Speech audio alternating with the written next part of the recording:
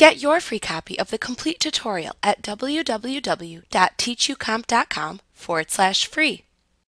When you open files in the organizer, links to those files are stored in a catalog which points to the place on your computer's hard drive where the files are saved.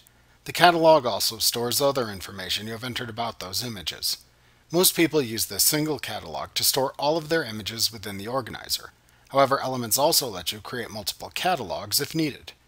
To create a new catalog, open the Catalog Manager dialog box in the organizer by selecting File, Manage Catalogs from the menu bar. Click the New button and then type a name for the catalog into the file name field shown.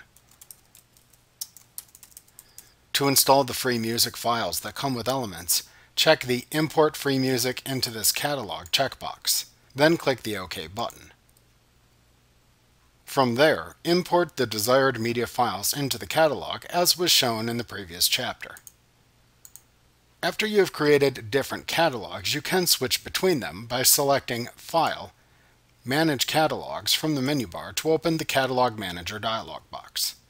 Select the catalog to view within the Catalog section by clicking it, and then clicking the Open button at the bottom of the dialog box to display the selected catalog in the organizer window. Like what you see? Pick up your free copy of the complete tutorial at www.teachucomp.com/free.